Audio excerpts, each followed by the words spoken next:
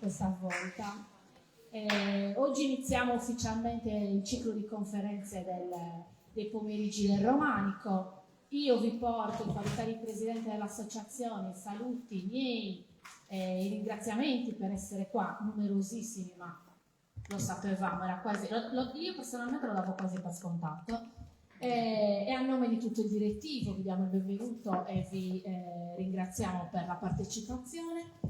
Io poi vorrei ringraziare la professoressa Martorelli, che anche quest'anno ha dato piena disponibilità a ideare e organizzare il ciclo di conferenze con una tematica veramente originale e interessante. Ringrazio Silvia Oppo, la direttrice del Museo Diocesano, perché ancora una volta ci ha dato la disponibilità e l'ospitalità.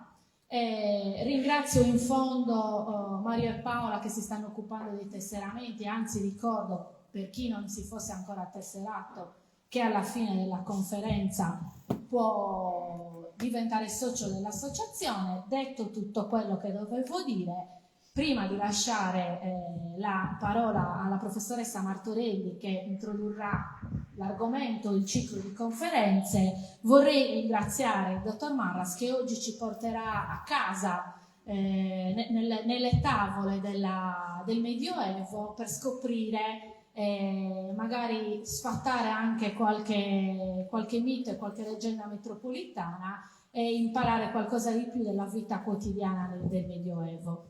Io chiamerei la professoressa.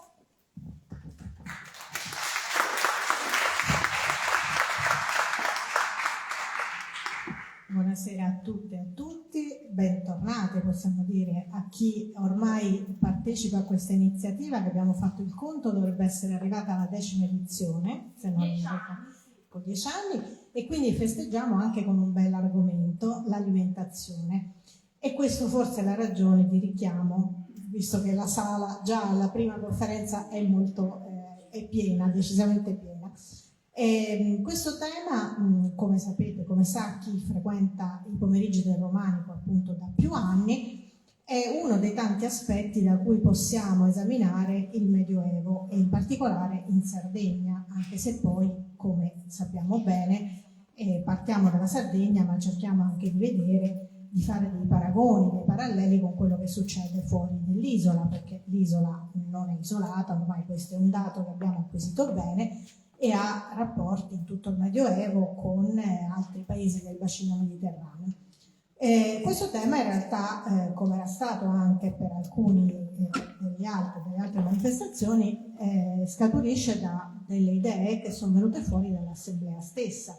E in uno degli incontri che abbiamo fatto qualcuno ha proposto di dedicare il ciclo di conferenze che facciamo annualmente all'alimentazione, ed è un tema molto interessante, sempre nell'ottica di capire appunto come si viveva in quel periodo. L'associazione, come sapete bene, soprattutto dedica la sua attenzione al romanico, quindi insieme visitiamo le chiese, i castelli, cioè tutti quei monumenti che sono il prodotto di un periodo storico e realizzati con lo stile del romanico. Però le conferenze hanno sempre avuto lo scopo di arricchire quello che è la conoscenza del monumento, in modo che il monumento non rimanga un qualcosa di isolato e di morto a livello di, appunto, spesso anche di rudere, come ci è capitato di vedere, ma cerchiamo di farlo rivivere anche attraverso chi viveva in quel periodo, chi lo frequentava, chi lo costruiva e chi appunto passava la sua quotidianità in questi secoli, per cui l'alimentazione è sicuramente un tema molto interessante. Dato il tipo di argomento, quest'anno i relatori saranno prevalentemente archeologi, perché le informazioni che noi abbiamo per poter ricostruire l'alimentazione nei secoli passati ci derivano ormai prevalentemente dalle ricerche archeologiche. Recentemente, perché possiamo dire che sia un qualcosa che si è sviluppato negli ultimi decenni, l'attenzione degli archeologi è rivolta anche non solo all'esame degli oggetti che ci fanno capire che tipo di manufatti si mettevano sulla tavola o si usavano per la preparazione dei cibi, ma anche proprio sui resti di pasto, e questa è stata una conquista molto importante perché ha portato veramente a capire come vivevano gli antichi in tutti i periodi, nel caso di cui ci occupiamo noi, nel Medioevo. Accanto agli archeologi, che quindi sono Gianluigi Marras, che oggi apre le conferenze, Marco Muresu per l'aspetto della tavola dei monaci, Francesca Carrada per la tavola dei ricchi, possiamo dire, dei potenti, e io chiuderò con un argomento che mi piace molto, essendo golosissima, cioè il dolce. Ci sarà anche Giovanni Serreri, invece, che già conoscete, molti di voi conoscono, storico, perché un'altra fonte di informazione per noi molto importante è costituita dai documenti. Ecco, molti documenti, soprattutto relativi ai conventi, ai monasteri, danno tante indicazioni su quelli che erano i cibi che venivano utilizzati e talvolta anche il modo in cui venivano cucinati. Quindi questo per inquadrare in generale appunto la manifestazione e i pomeriggi del Romanico di quest'anno. Non voglio togliere altro tempo al relatore di oggi, che inizia quindi con un tema diciamo più ampio, cioè entriamo nelle case di chi viveva in città e di chi viveva in campagna, cercando di capire cosa mangiava, come si preparavano i cibi e se c'erano anche delle differenze fra appunto i cittadini e chi invece si trovava in territori rurali. Quindi benvenuto a Gianluigi Marras. Gianluigi Marras lavora, è un giovane, come vedete, archeologo, è funzionario della soprintendenza ABAP, con questi titoli lunghissimi che adesso non sto a ripetere, per le province di Sassari e Nuoro, e soprattutto ha al suo attivo molte campagne di scavo e si è occupato proprio anche nelle sue pubblicazioni di trattare questo argomento, per cui diamo il benvenuto e lasciamo la parola.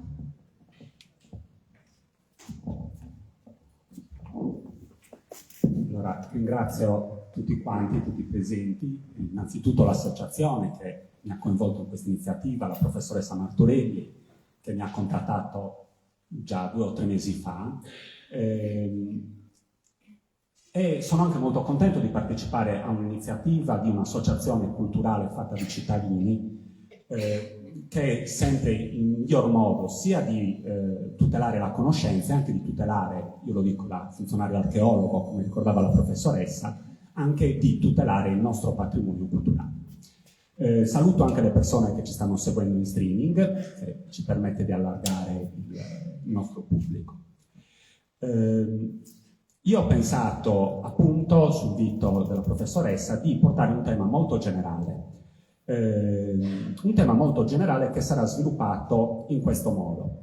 Cioè, illustrerò prima quali sono le fonti da cui noi possiamo conoscere i cibi, le bevande, più in generale l'alimentazione della Sardegna medievale, ma più in generale. Daremo delle linee generali che è molto importante dare subito sull'alimentazione nel Medioevo, anche per sfatare qualche mito e anche per ragionare un po' su quelle che sono quelle tradizioni anche culinarie. Tratteremo poi gli alimenti della Sardegna medievale, le differenze tra città e campagna, e poi andremo a esaminare quello che in realtà dalle fonti archeologiche è molto difficile conoscere, cioè qual era il gusto delle persone. E anche qua ci sono tante leggende che non sono probabilmente tutte vere. In questo momento storico, come ricordava anche la professoressa, noi disponiamo di un sistema di fonti molto ampio per conoscere l'alimentazione. Queste fonti sono di diverso ordine, sono fonti scritte, sono fonti materiali, sono fonti etnografiche, sono fonti anche scientifiche.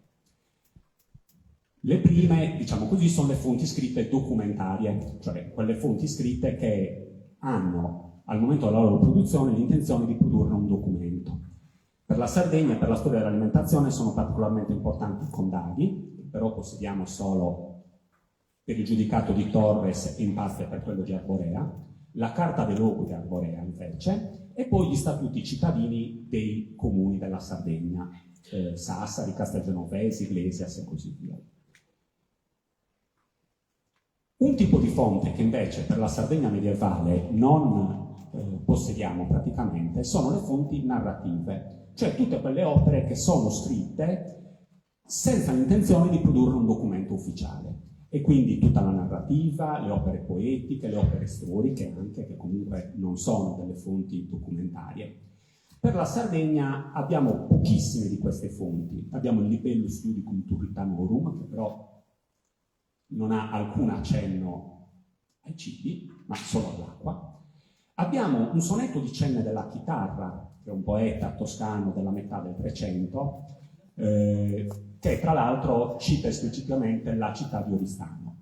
E poi abbiamo degli accenni in varie opere trovadoriche, di quei trovatori quindi, che giravano per l'Italia, specialmente per le corti ligure e per quelle piemontesi, che avevano più diretti interessi in Sardegna, e quindi anche qua possediamo alcuni accenni.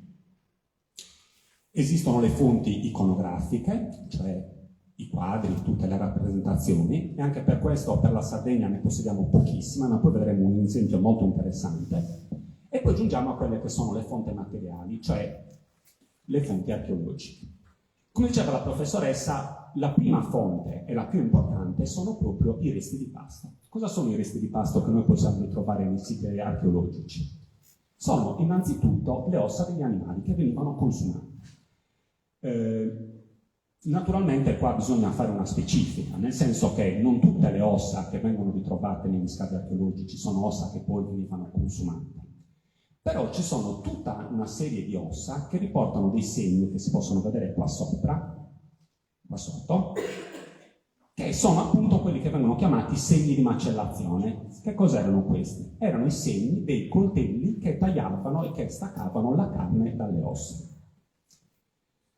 Gli altri resti di pasto che si trovano più facilmente sono i resti archeobotanici. Cosa sono i resti archeobotanici? Sono semi, cariossidi, gusci, noccioli che si trovano negli scavi, che si trovano o se vengono bruciati naturalmente, oppure in situazioni anaerobiche, quindi dentro i pozzi, perché altrimenti col clima della Sardegna non arriverebbero a noi.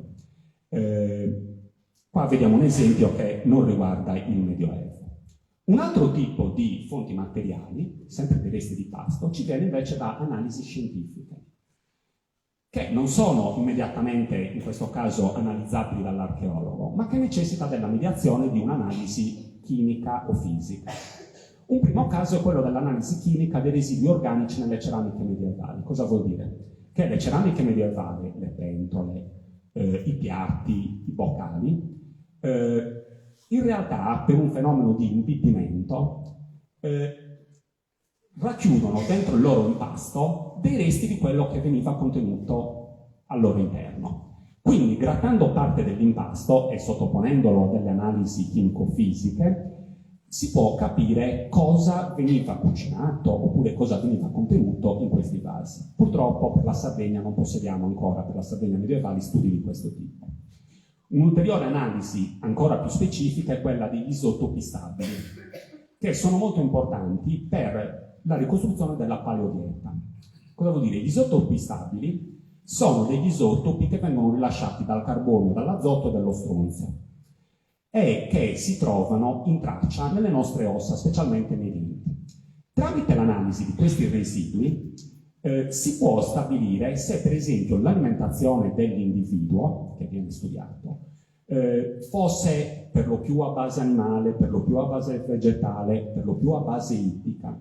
Ed essendo che questi isotopi non si depositano in un tempo breve, ma per depositarsi hanno necessità di alcuni anni, è per questo che attraverso l'analisi degli isotopi è possibile ricostruire la paleodieta e spesso anche la zona di provenienza degli individui. Naturalmente, anche in questo caso, l'archeologo da solo cosa fa? Fornisce il contesto di riferimento, fornisce il contesto storico, ma chiaramente le analisi chimiche vanno fatte in collaborazione con uno scienziato. L'alimentazione medievale. Allora, l'alimentazione medievale era naturalmente molto diversa da quella attuale, sia per quello che comprendeva, ma anche per quello che non comprendeva. E a mio parere, e a parere di molti studiosi, in realtà è abbastanza inutile per ricostruire la storia dell'alimentazione medievale il confronto con le tradizioni culinarie sarde. E per quanto questo possa sembrare assurdo, vi spiego subito perché. È vero che nella cucina medievale c'era una forte base di cereali e di legumi, per esempio, che si è mantenuta più o meno non solo nella Sardegna ma in tutta l'Europa occidentale. È vero che c'era una base di carne, specialmente di carne suina, però per esempio c'era un uso delle spezie che era molto più generalizzato, molto più accentuato rispetto a quello che si può osservare oggi. Per l'uso delle spezie in particolare si è spesso parlato di una ragione di salute pubblica, cioè praticamente le spezie servivano a mascherare il fatto che le carni e i cibi fossero spesso guasti perché non c'erano metodi di conservazione adeguati.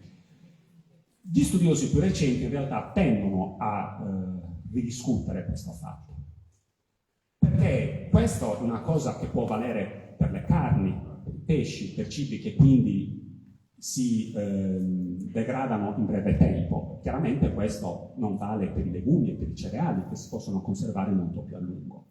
Quindi è possibile che l'uso delle spezie sia dovuto a questa esigenza, ma che in gran parte sia dovuto a un gusto che dobbiamo iniziare a pensare molto differente dal nostro. Gusto e alimentazione che era naturalmente molto diverso dal nostro, visto che buona parte delle basi della nostra alimentazione, nostra anche in questo caso intendo quella di tutto il mondo occidentale, molti degli alimenti che ne costituiscono oggi la base nel Medioevo non erano disponibili, perché molti dei cibi sono arrivati solo a seguito della conquista, cosiddetta conquista dell'America, e non neanche immediatamente successivamente, ma a partire dal 600.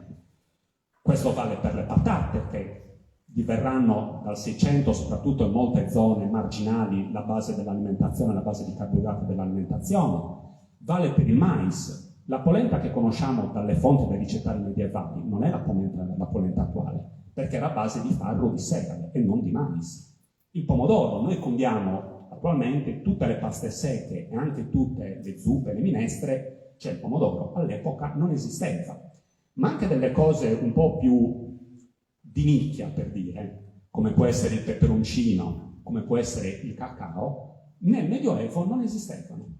Quindi è chiaro che, anche solo considerando queste assenze, l'alimentazione medievale sarda difficilmente può essere paragonata anche all'alimentazione tradizionale sarda di oggi.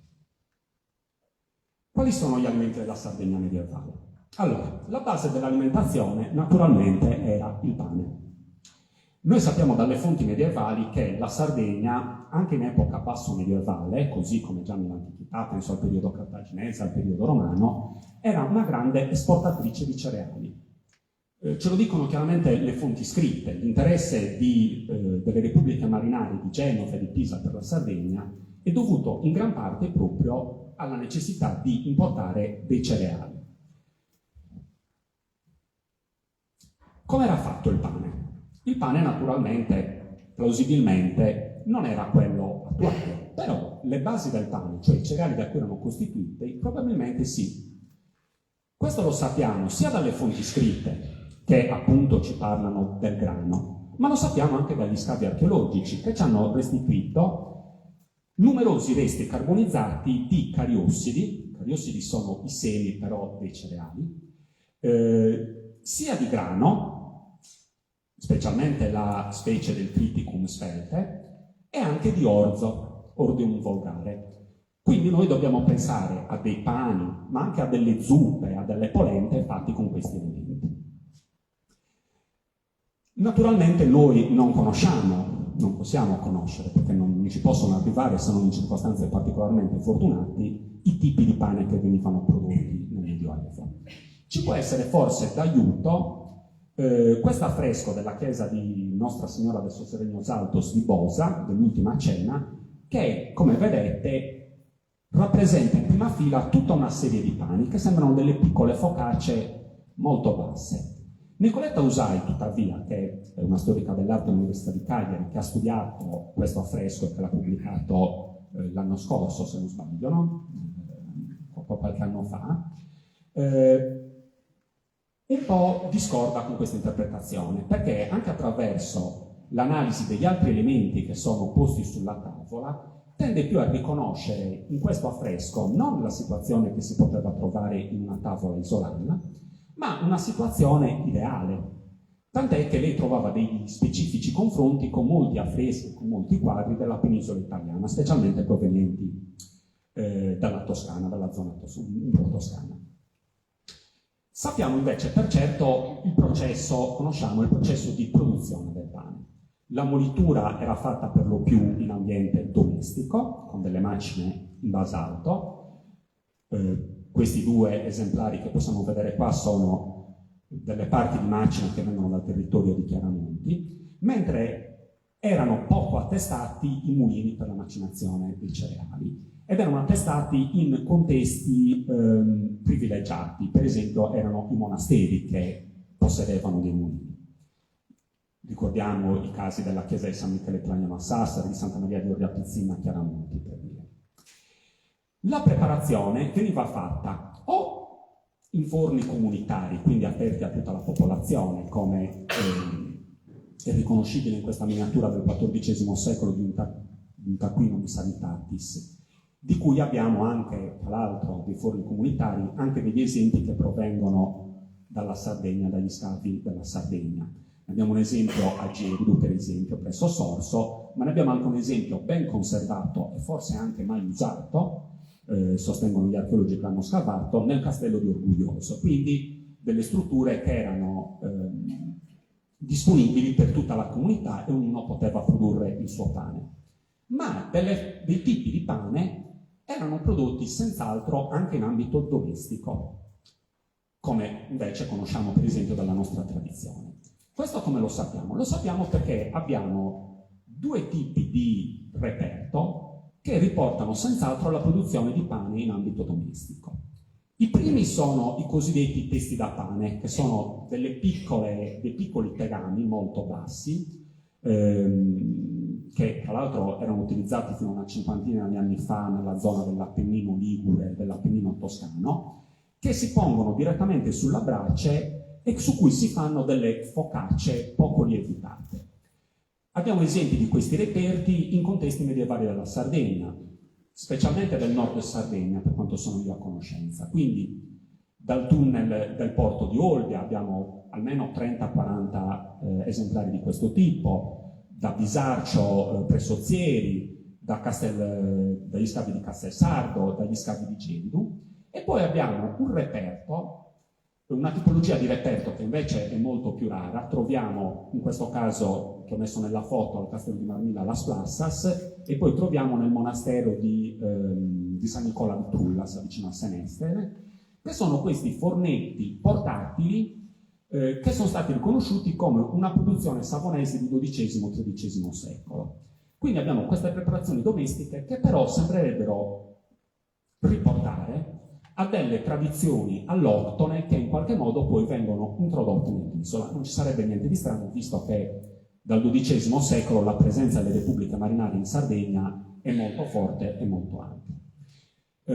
In questo fornetto portatile si potevano produrre dei pani molto piccoli, naturalmente, che potevano essere di orzo, di grano, come sappiamo, cereali che sappiamo già giravano nella Sardegna medievale, ma potevano essere anche di farro o di segale, e quindi delle piccole focaccette. Un altro cibo di grande importanza nell'alimentazione medievale è la carne. Contrariamente a quello che si può pensare, i dati archeologici ci restituiscono un consumo di carne abbastanza generalizzato per quanto riguarda la Sardegna medievale. E a dire il vero, questo è un dato che si riscontra anche in altre aree dell'Europa. Non tanto nella penisola italiana, ma specialmente nell'Europa centrale. Per quanto riguarda la carne, abbiamo negli statuti cittadini, in particolare in quello di Sassari, tutta una serie di norme igieniche, perché chiaramente, come ricordavo prima, la carne è un cibo di velocissima degradazione. Quindi sappiamo che la macellazione della carne veniva effettuata all'esterno della città, per esempio. Abbiamo il caso di Sassari, dove veniva fatta fuori Porta Rosello, quindi immediatamente al di fuori delle mura, in modo da poter smaltire subito i residui. Non poteva essere venduta la carne di animali morti da più di 3 giorni o che fossero morti di malattia. Il fatto che queste norme venissero ricordate così puntualmente negli statuti, naturalmente ci suggerisce che invece questo tipo di infrazioni era piuttosto comune. Abbiamo anche, dalle fonti scritte, tutta una serie di valutazioni economiche della carne, cioè sappiamo, almeno per quanto riguarda la città di Sassari, a quanto veniva venduta la carne. E da ciò si può desumere che, per esempio, il montone valesse più del caprone, che valesse di più, anche se al nostro gusto magari può sembrare particolare, dell'agnello o della capra, che invece per il nostro gusto sono delle carni decisamente più pregiate, no? Così come sappiamo che anche il vitello, per esempio, era ritenuto di minore qualità e costava la metà rispetto al maiale maschio adulto. Anche questo è un dato che rispetto alla nostra tradizione è un po' particolare. Quali erano le specie più consumate? E qua andiamo direttamente ai risultati proprio degli scavi archeologici e anche degli studi archeologici che sono stati condotti in Sardegna. Io voglio ricordare al merito in particolare la professoressa Wilkens all'Università di Sassari, che ha fondato tutta una scuola che è tuttora attiva.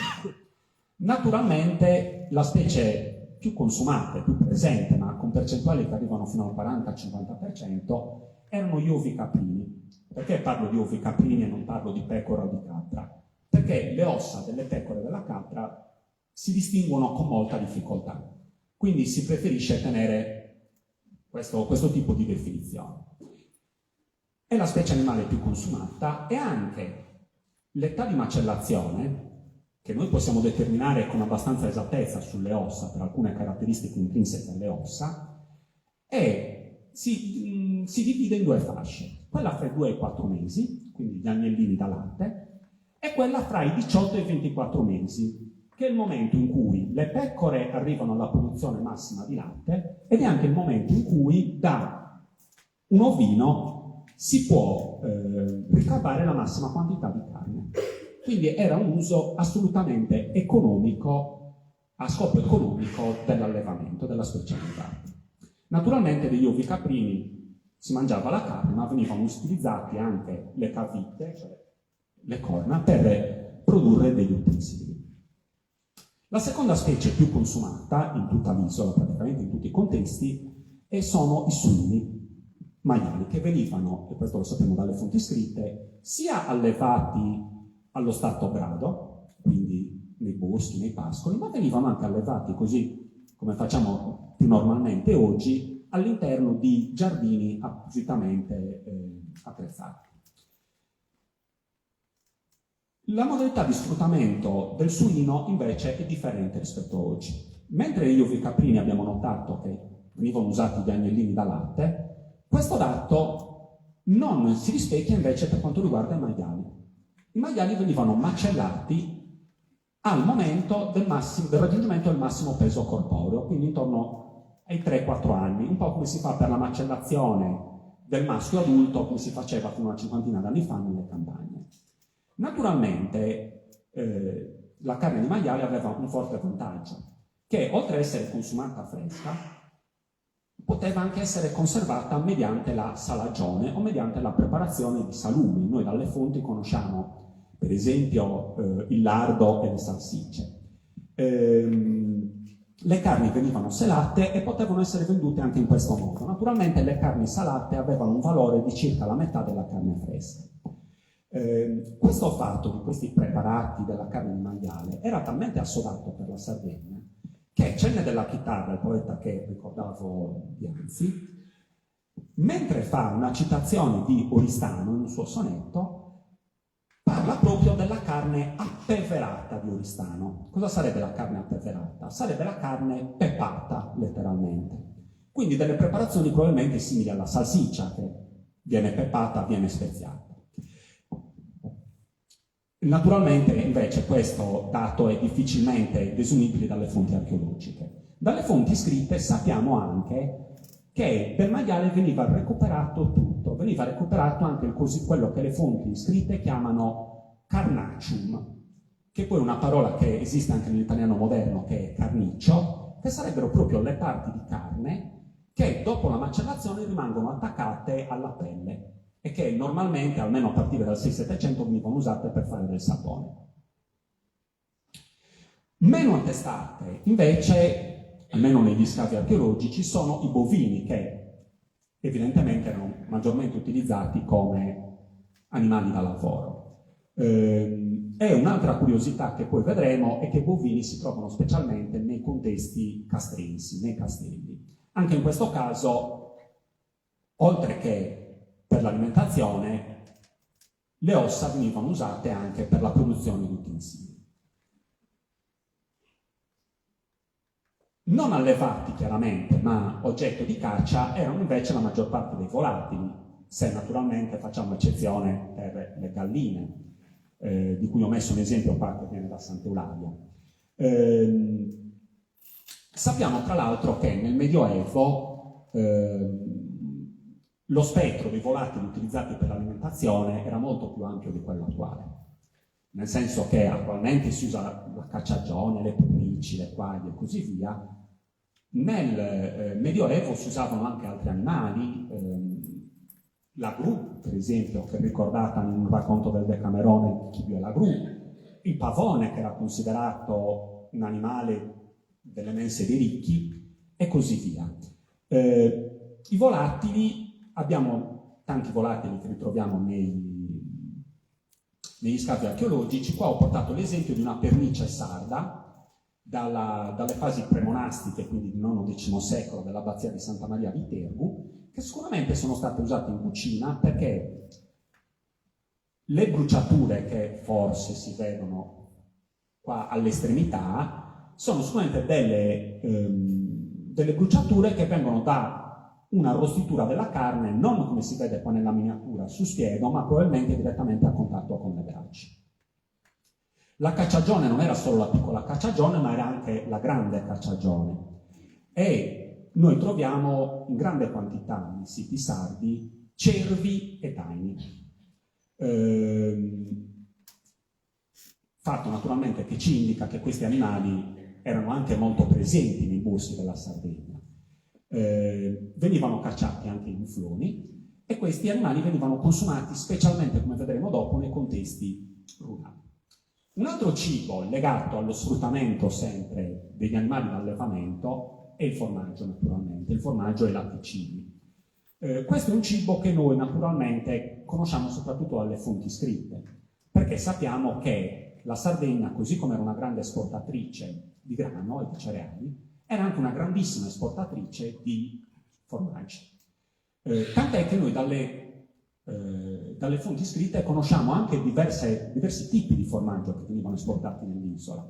C'era il formaggio vaccino, c'era il formaggio salso, che probabilmente era una specie di pecorino, che veniva esportato in proporzioni veramente simili a quelle attuali, simili a quelle della fine dell'Ottocento, specialmente nell'area ligure. E poi c'era il formaggio cosiddetto pischellino, che probabilmente invece è un formaggio a pasta fresca, pischellino, piccolino, sì.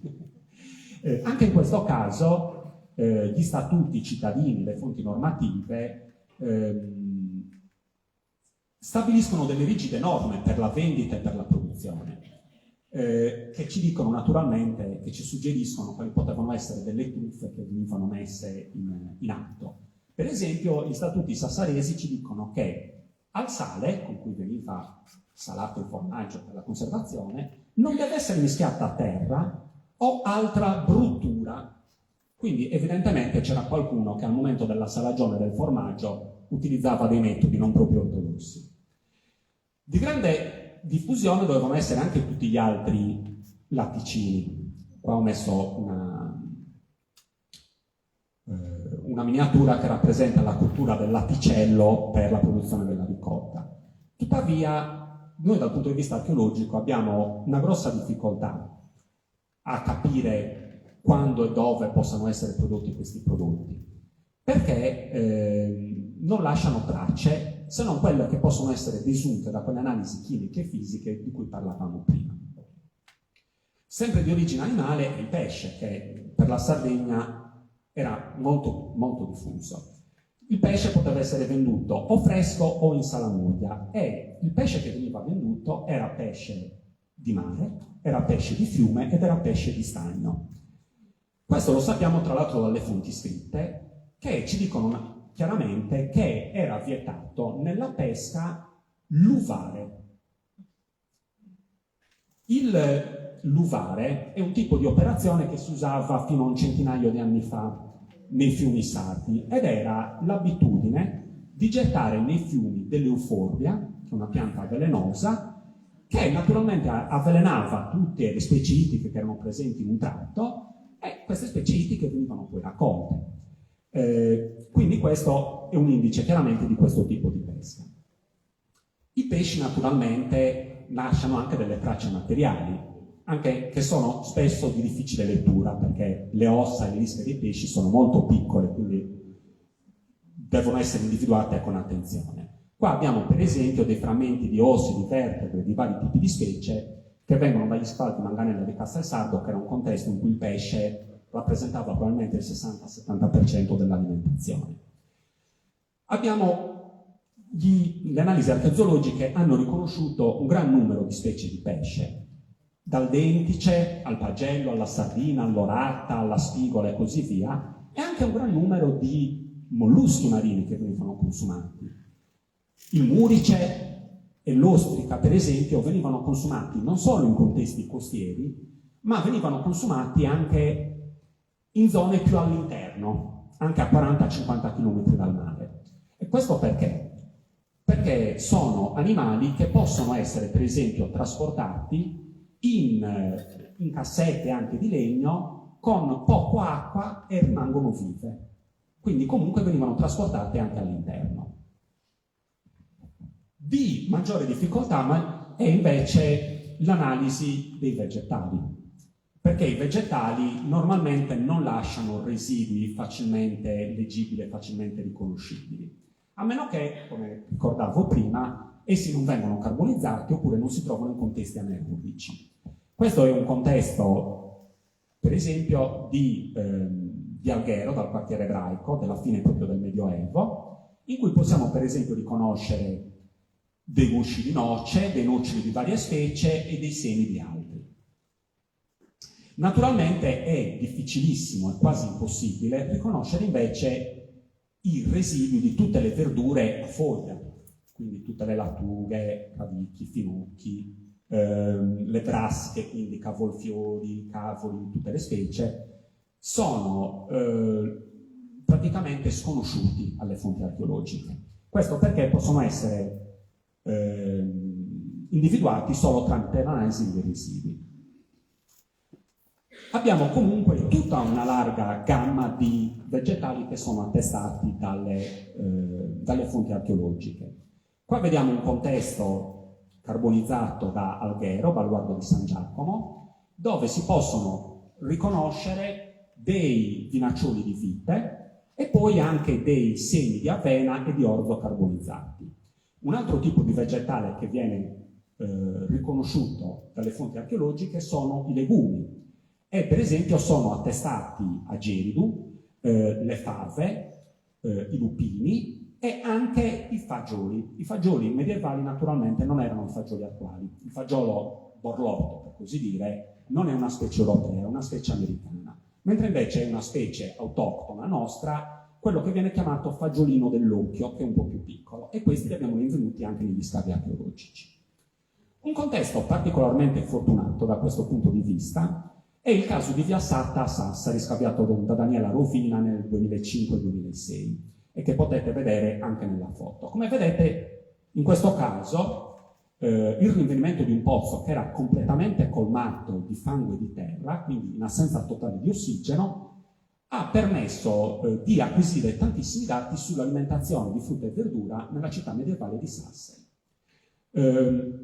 Questa elaborazione che vedete non è una elaborazione presa da una fonte moderna, da una fonte iconografica moderna, ma è un raffronto che hanno fatto gli autori dello studio sulle specie attuali, molto vicine a quelle che sono state riconosciute in questo contesto. Quindi vari tipi di anguria, sia quella gialla sia quella rossa, vari tipi di ciliegia e vari tipi di uva. In realtà lo spettro di specie attestate è molto molto più ampio. perché ci permette tra l'altro anche di ricostruire non solo l'alimentazione in una città, in un contesto che non doveva essere particolarmente privilegiato, perché era un pozzo pubblico in cui tutti a un certo punto, al momento della dismissione, hanno gettato i loro rifiuti. E quindi abbiamo sia tutta una serie di frutta coltivata, quindi fico, meloni, angurie, albicocca, amerene, mandorle, noci, frutta spontanea, come le more, i prugnoli e i sorbi selvatici, ma anche frutta che in Sardegna probabilmente non veniva prodotta, come il lampone. Abbiamo riconosciuto delle piante ortive, il cavolo rapa, il finocchio, l'anice, il ravanello, e anche tutte quelle specie di uva che vedevamo prima. L'analisi dell'uva ha mostrato che le specie riconosciute in questo pozzo avevano delle grosse affinità con dei cultivar attuali liguri e catalani. Siccome la Sardegna nel 1300, cioè il periodo a cui può essere datato questo contesto, aveva dei fortissimi rapporti sia con la Catalogna che con la Liguria, è possibile che queste fossero importazioni. Un'ultima curiosità: in questo pozzo è stata trovata una grandissima quantità di mirto, sia ramoscelli, sia foglie, sia semi.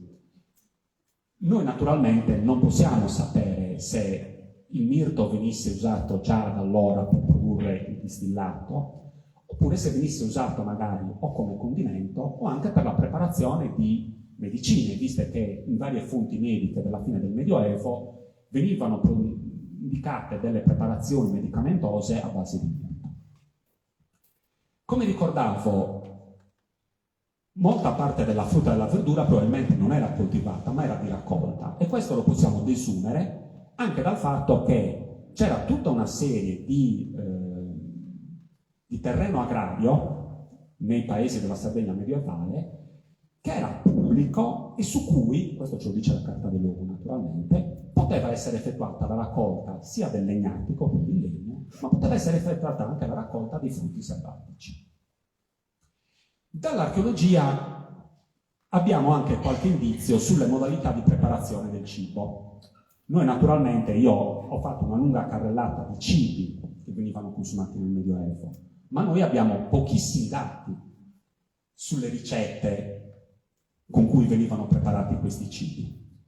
Perché? Perché per la Sardegna medievale non possediamo dei ricettari e perché dalle fonti archeologiche è difficilissimo capire in che modo venivano cucinati i cibi, come venivano conditi e così via.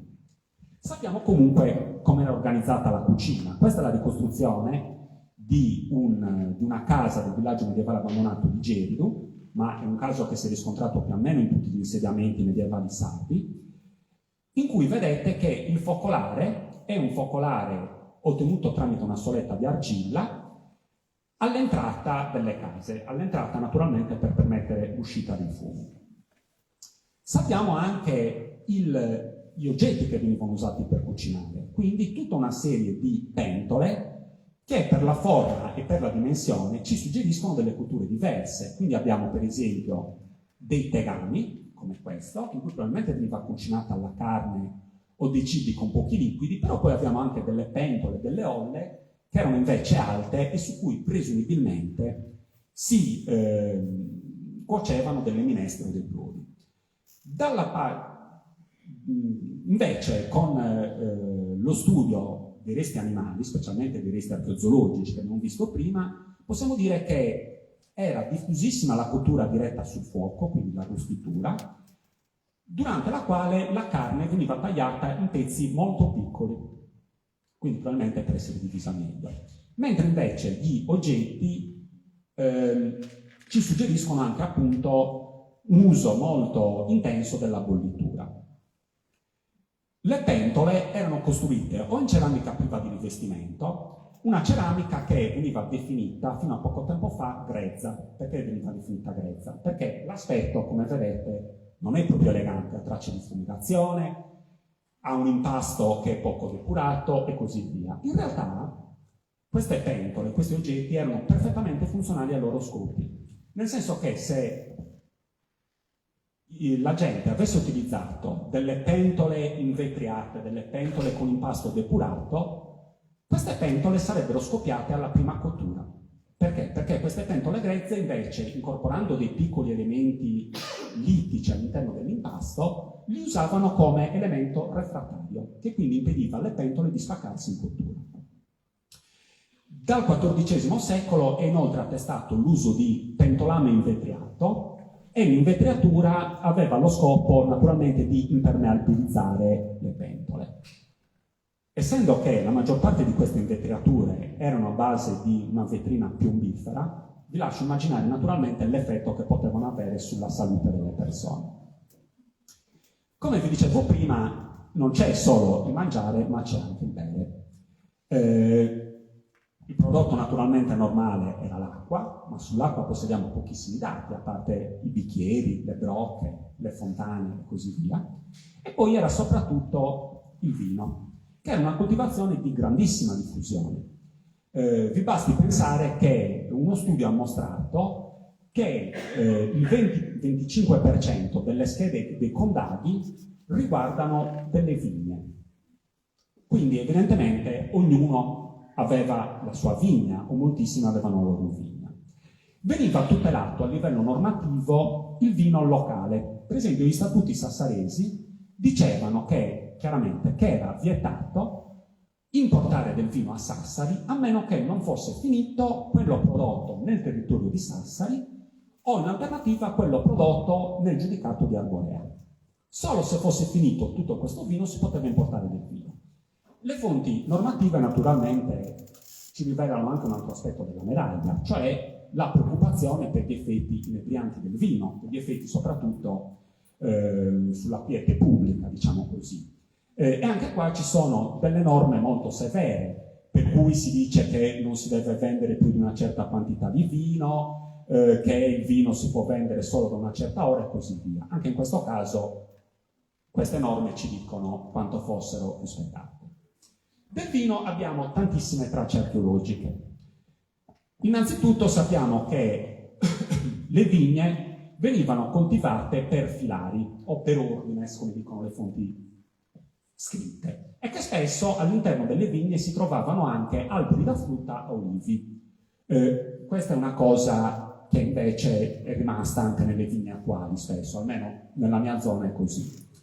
Venivano utilizzati dei radicaria, che servivano a sostenere le viti, e anche dei pampinarium, che servivano invece per lo sviluppo delle barbatelle.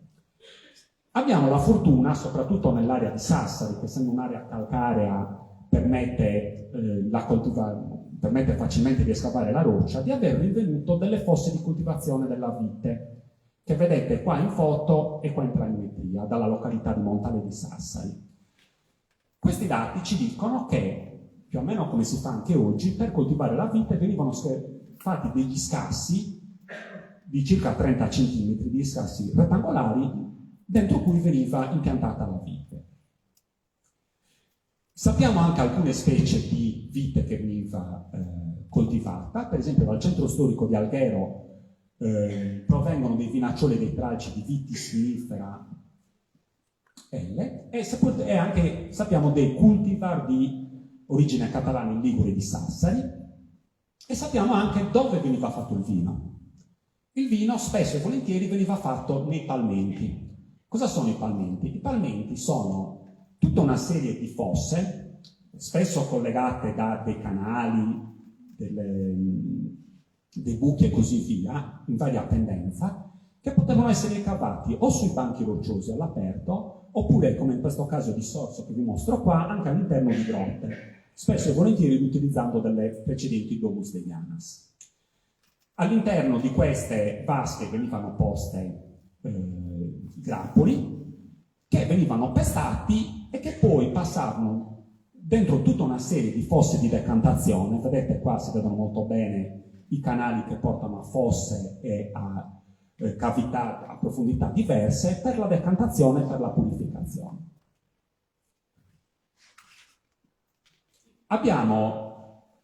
Sono stati fatti anche recentemente dei tentativi etnografici per produrre vino e anche olio, perché attualmente servivano anche alla produzione dell'olio, per provare a ricreare questa produzione. Questa è l'associazione Paleo Working di Ardauri, che è guidata dall'archeologa Cinzia Loi, che vedete qua nella foto, che appunto attraverso dei tentativi sperimentali ha dimostrato perfettamente come questi impianti fossero perfettamente funzionali alla produzione sia del vino che dell'olio. Infine abbiamo naturalmente delle tracce anche del consumo dei vini. Cosa sono queste tracce? Sono i boccali che venivano usati sia in ambito domestico che nelle taverne. Abbiamo per esempio da Geridu, villaggio abbandonato presso Sorso, il caso di un edificio che probabilmente era utilizzato come taverna per la mescita del vino. E questo lo sappiamo sia perché al suo interno abbiamo trovato una percentuale di boccali molto maggiore, ma anche perché alcuni di questi boccali presentavano uno stemma, che qua ho provato a ingrandire. Questo stemma, che è uguale in vari boccali, è probabilmente quello che le fonti scritte raccomandavano di porre sui boccali, ed era un controllo sulla quantità di vino che veniva venduto. Cioè, cosa vuol dire? Che se in un boccale c'era questo stemma, indicava che dentro era contenuto un mezzo litro di vino. Perché naturalmente le unità di misura non erano quelle attuali e così via. Quindi abbiamo anche questa specie di controllo centralizzato. Purtroppo non possiamo conoscere naturalmente i tipi di vino che venivano prodotti, quale fosse la loro gradazione, solo parzialmente quale fosse il loro gusto, e non sappiamo neanche se, come in altri contesti della Sardegna e dell'Europa, il vino venisse bevuto magari speziato o venisse bevuto mischiato all'acqua o mischiato al miele e così via. Città e campagna. Naturalmente io adesso vi ho fatto una carrellata di vari cibi indicando le tipologie di vino, ma naturalmente nei vari contesti che l'archeologia ha analizzato non presentano le stesse quantità e le stesse percentuali di cibo. Perché? Perché città e campagne erano in parte inserite in circuiti commerciali e produttivi diversi. E questo vale ancora di più non solo a livello topografico, quindi fra città e campagna, ma anche a livello sociale.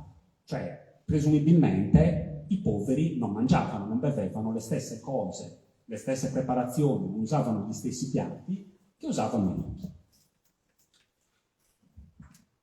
Nella città di Sassari, per esempio, abbiamo un gran consumo di carni ovicaprine e suine, mentre sono praticamente sconosciute la cacciagione e i bovini. Le carni erano vendute sia fresche che salate e c'era un grandissimo consumo di pesce. Questo probabilmente è dovuto al fatto che Sassari è una città che è piuttosto vicina al mare. Fra i pesci possiamo ricordare la sardina, il pagello, la salpa, il pagro, lo scorfano, i ricci di mare. E anche pesce non di produzione marina, non di specie marine, ma anche di specie di ambienti umidi o di fiume. Per esempio abbiamo attestato in gran numero le anguille. Sulla frutta e sulla verdura possiamo andare avanti perché ne abbiamo appena parlato per via Salpa. Per Cagliari i dati sono parzialmente diversi. Perché?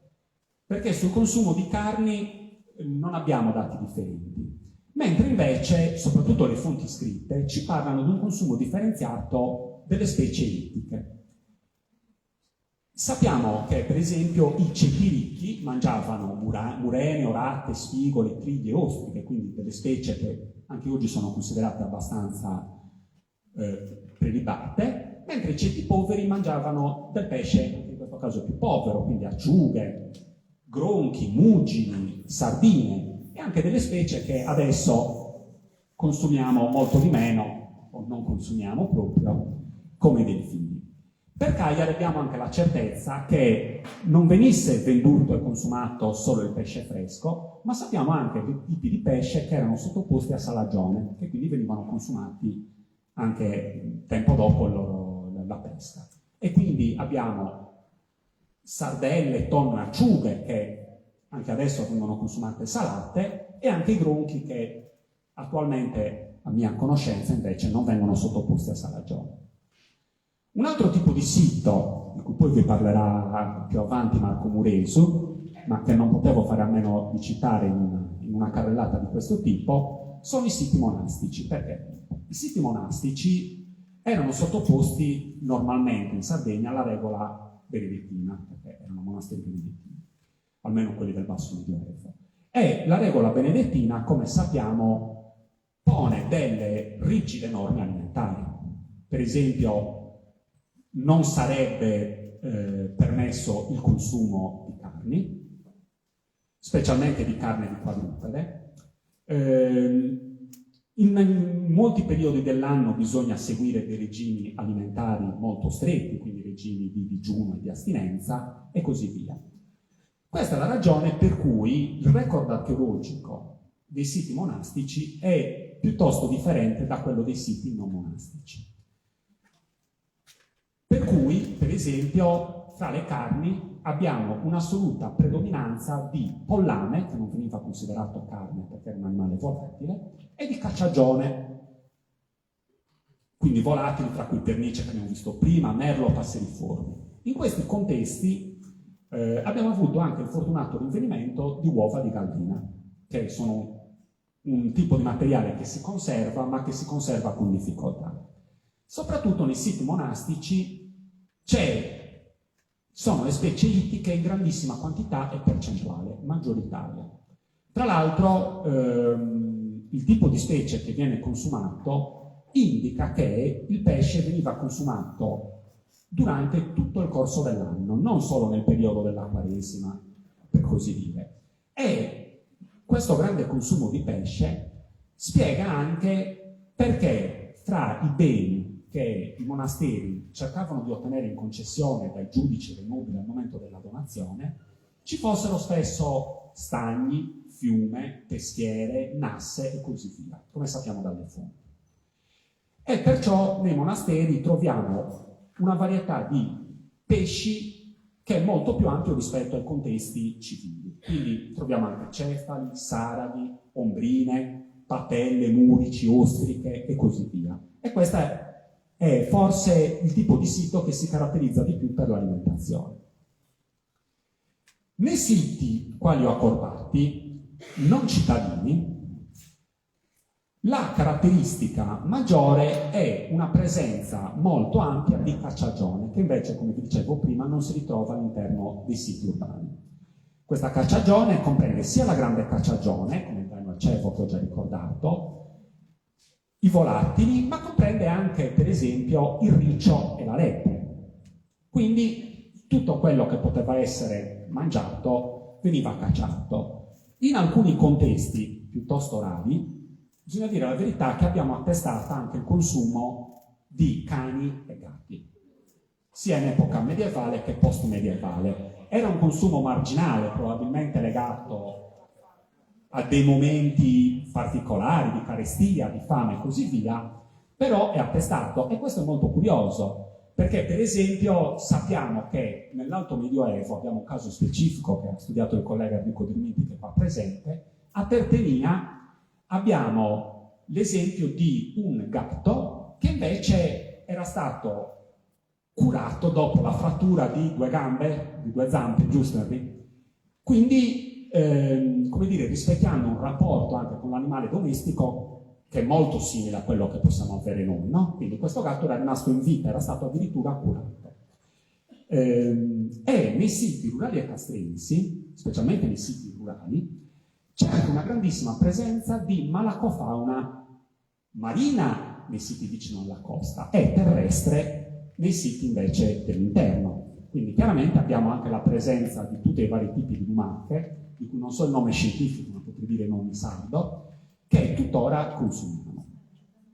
Nei siti castrensi, quindi nei castelli, abbiamo vari esempi, perché sono tanti i castelli scavati, sia nei vari giudicati, diciamo così, la presenza di carne è in percentuale maggiore rispetto sia alle città che ai villaggi normali, chiaramente perché le truppe andavano nutrite in modo congruo. Abbiamo tutta una serie, come vi dicevo, che invece di informazioni che non possiamo desumere né dalle fonti scritte né dalle fonti archeologiche. Perché? Perché tutte quelle fonti che ci dicono le ricette, i modi di preparazione del cibo non sono relativi a contesti sardi, ma sono relativi a contesti, quando vada bene, della penisola. Quindi abbiamo i ricettari, i taccuina sanitatis, che sono praticamente dei libelli che davano dei consigli medici che comprendevano naturalmente anche l'alimentazione, oppure la narrativa, come vi ricordavo prima nel caso di Chicchibio e la Gru. E non solo, queste fonti, che già non sono disponibili per la Sardegna, ci parlano specialmente dei ceti più alti della popolazione, dei nobili, dei ricchi, cioè quelli che potevano permettersi di assoldare dei cuochi e anche magari di fare in modo che dei cuochi scrivessero dei libri di ricette, perché le prime star della cucina nascono nel Medioevo, possiamo ricordare Maestro Martino e così via.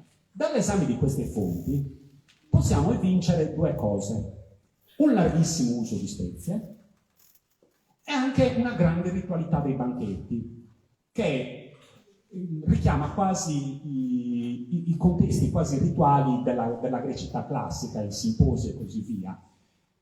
Banchetti che prevedevano tutta una serie di servizi, quindi c'era prima l'entrata di un tipo di cibo, poi si facevano uno spettacolo, poi l'entrata del secondo tipo di cibo e così via, e anche mediante l'utilizzo di cibi coreografici, per esempio il pavone che veniva riempito con le uova e così via. A titolo esemplificativo io ho riportato un paio di ricette che vengono da ricettari medievali.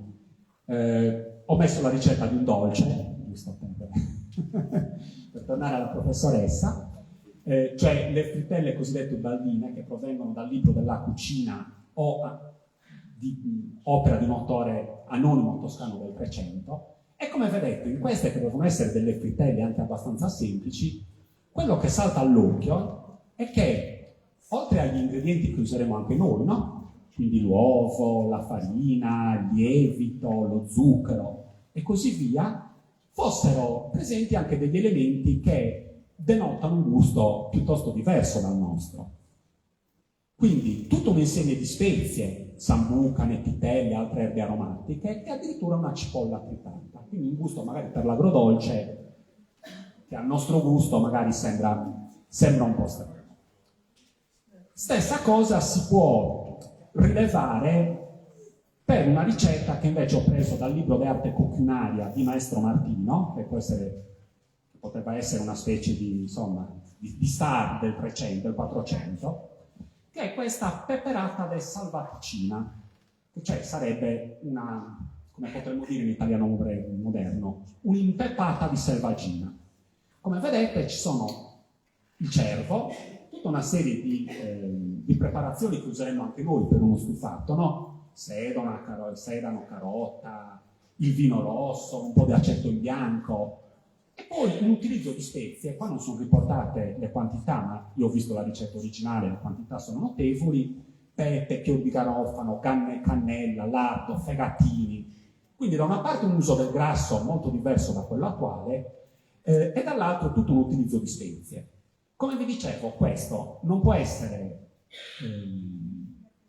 dovuto solo alla necessità di mascherare la putrefazione della carne, perché altrimenti le frittelle ubaldine non ce l'avremmo. Le frittelle ubaldine, a parte il lardo che si usa per friggere, non sono presenti dei grassi animali e le spezie sono presenti, come sono presenti nelle zuppe di cereali, come sono presenti nella preparazione del pesce, della carne, sono presenti dappertutto. Quindi questo cosa significa? Che questo del mascheramento con le spezie probabilmente è una favola dei moderni che va a spiegare quello che invece era un gusto che era completamente diverso da quello.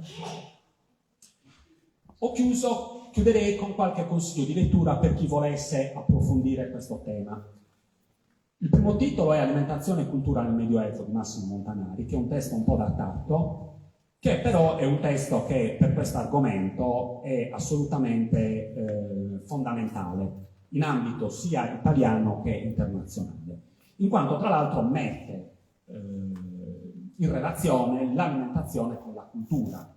Io non ve ne ho parlato, ma per esempio per l'Appennino ligure e toscano si parla di cultura del castagno, perché la maggior parte proprio l'alimentazione era basata su questo frutto. Per la Sardegna considererei un libro di cui qua abbiamo un curatore in sala, quindi l'alimentazione nel Mediterraneo dalla tarda antichità al Medioevo, curato dalla professoressa Martorelli e da Marco Muresu, che è una raccolta di articoli di diverso argomento, di anche diversi specialisti, dagli storici dell'arte, agli archeologi, agli storici delle fonti scritte, che però dà un quadro sia generale, abbastanza importante, ma anche su vari aspetti molto curiosi. Infine, per i più curiosi, un libro che è scritto da degli storici che però hanno provato a prendere in mano i ricettari, parte di quelli che ho citato anche durante la conferenza, e hanno provato a rifarli.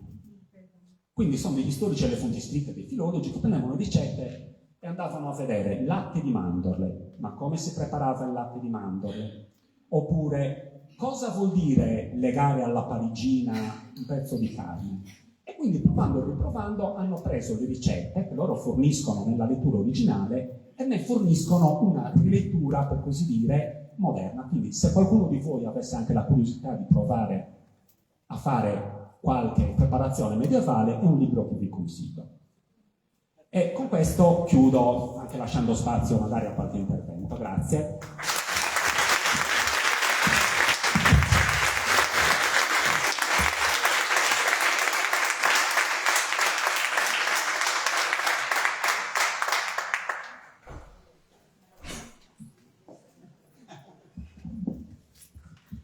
Io ti ringrazio, penso anche a nome di tutto il pubblico, è stato molto interessante e anche molto coinvolgente. Io non so se ci sono domande in sala oppure... Inizio io, passo il microfono. Sì, così sentono tutti. Ne abbiamo messo paura. Allora, c'è qualche intervento tramite commenti Facebook, a parte i complimenti, perché è stato tutto molto interessante. Una prima domanda. Anna Ladu chiede: zucchero, ho letto che veniva utilizzato ma era molto caro. Era zucchero di canna importato da India, Indonesia, Cina o si produceva altro tipo di zucchero? Pensavo dolcificassero unicamente con miele e sapa. Posso stare incalzato adesso, Allora, lo zucchero è attestato, come abbiamo visto, nei ricettari medievali, quindi esistevano. Era zucchero di barbabietola normalmente. E poi naturalmente in ambito, negli altri ambiti, anche dall'esame di ricettari, ho preso poi 2 ricette un po' così a caso, veniva utilizzato molto di più il miele, veniva utilizzata la saba e veniva utilizzato anche il vino stesso come elemento dolce. Non so se ci sono domande in sala, se no io continuo. Ci sono domande in sala? In fondo. Sì. Però forse è meglio Venire qua. perché sennò non sentono neanche Sì. Perché siamo tecnologici. Vi volevo chiedere, a proposito dell'uso del miele, il miele era selvatico oppure esisteva già l'apicoltura? No, magari c'era anche una raccolta residuale selvatica, però c'erano già gli apicoltori. Sono attestati anche da epoche più antiche, tra l'altro, ma nel Medioevo ci sono. Forse c'erano anche... Sì.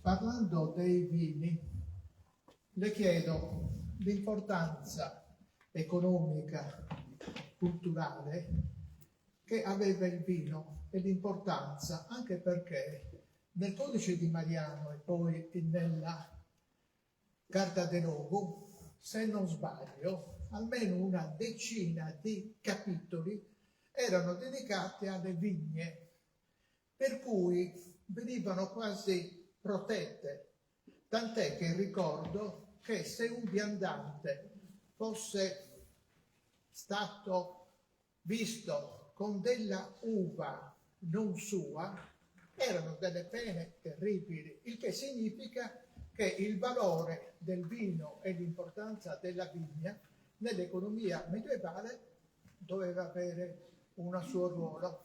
A lei che è esperto. Grazie. Allora sì, come ricordavo anch'io, io ho fatto l'esempio dei condati, no? In cui quasi un quinto degli atti è appunto relativo alla compravendita di vigne, alla donazione di vigne ai monasteri e così via. Ma effettivamente anche nella Carta del Luogo, nel codice rurale, ci sono tutta questa serie di articoli. Il vino doveva avere un'importanza, a mio parere, culturale enorme. Anche il fatto che venisse prodotta la produzione, che venisse protetta la produzione locale ci dice chiaramente questo, perché gli altri cibi venivano importati. Negli statuti sassaresi non c'è una norma che dice non si può importare formaggio o non si può importare carne, però c'è la norma che dice non si può importare vino. Questo vino, la commercializzazione, quindi l'importanza economica, è un po' più evanescente, in quanto per esempio nei rapporti con l'esterno, che poi sono gli unici o quelli maggiormente attestati dalle fonti scritte, il vino è rarissimo, sia l'importazione che l'esportazione. Naturalmente per i commerci intraisolani questo è molto più difficile perché abbiamo pochissime fonti. Quindi la mia impressione è che sia un'importanza culturale che si rispecchia sia sull'importanza alimentare, perché naturalmente bisogna considerare che in un'alimentazione povera come quella medievale il vino è un alimento vero e proprio, anche per l'apporto calorico e di zuccheri che ha. E poi probabilmente anche un'importanza culturale, che è quella che si riscontra anche oggi al momento in cui ogni paese che produce il vino, ma anche ogni vignaiolo, sostiene senza alcun problema che il vino migliore è il suo.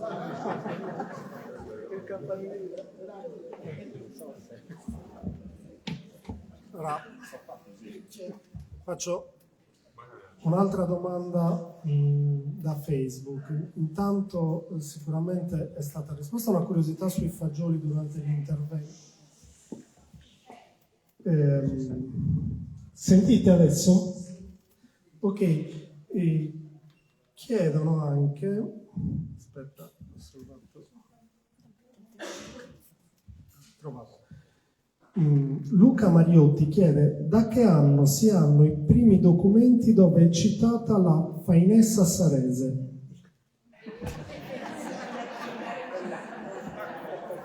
Allora,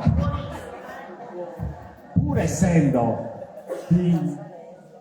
di provenienza, insomma, dal sassarese, non proprio sassarese, questa è una cosa che non so, anche perché immagino che sia una cosa più post-medievale. L'unica cosa che si può dire è che la fainè, anche la parola stessa, fainè, è la farinata ligure che si fa con i ceci. Quindi io non so quale sia la prima fonte scritta che lo cita, ma io così ipotizzerei con buona verosimiglianza che sia arrivata nel 200 a Sassari, anche perché è un prodotto tipico sassarese, non si trova nei paesi vicini o nelle città vicine e credo neanche nel resto dell'isola. Ok. Allora, da casa ci sono vari complimenti, non so se ci sono... Ci sono altre domande? Prego.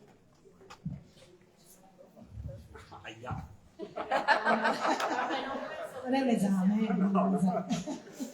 No, allora, a proposito di miti da sfatare, diciamo che si dice un po' che l'alimentazione sarda è in realtà prevalentemente di carne e poco di pesce, l'alimentazione tradizionale, invece sembrerebbe di no, fin dall'epoca più antica il pesce risulta molto consumato.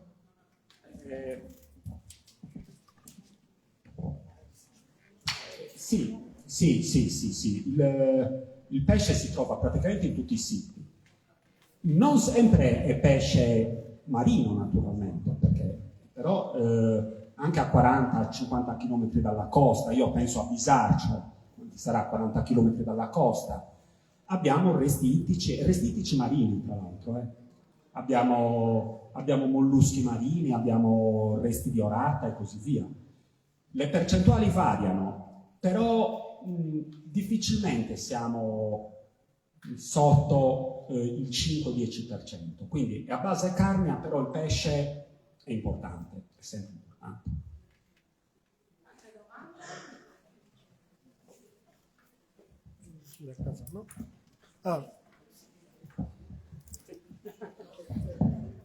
Arrivata adesso, Luisa Regaglia chiede: mangiavano il latte? Mangiavano. Quindi, non so. Allora, naturalmente sì. Il problema è che il latte e i latticini, per essere individuati all'interno del record archeologico, bisogna fare quelle prove chimiche che dicevo. Cioè, se noi facciamo l'analisi dei residui, dei vasi, dei boccali di epoca ceramica, allora il latte, essendo composto da grasso animale, viene attestato, ma in Sardegna purtroppo ancora non l'abbiamo. In altri contesti, mi ricordo per esempio in uno scavo in India di un altro periodo storico che non c'entra niente, si era riconosciuto addirittura tramite alcuni marcatori chimici specifici che alcuni vasi contenevano dello yogurt. Quindi sono cose che si possono riscontrare, ma che non abbiamo ancora riscontrato per mancanza di analisi. È stato in Sardegna di orrori. Sì, ma io parlo... Tempo di analisi. Sì, ma io parlo del Medioevo, Sì, naturalmente. certo, per dire. Assolutamente sì. Non è che non sono state fatte per niente in Sardegna.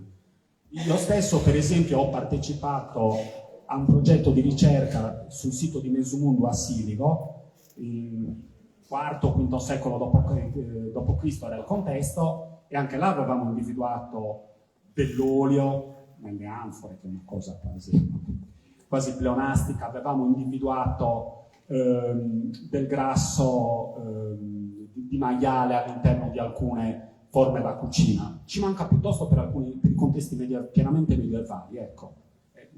Ci mancano o non sono state ancora pubblicate. Ecco. Altre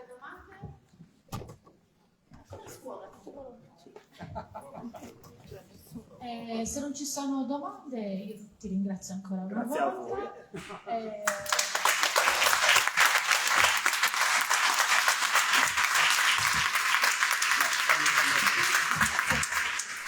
È arrivata una in extremis, anche questa molto specifica. Notizie sull'ipocrasso. Non è attestato in Sardegna. Ok.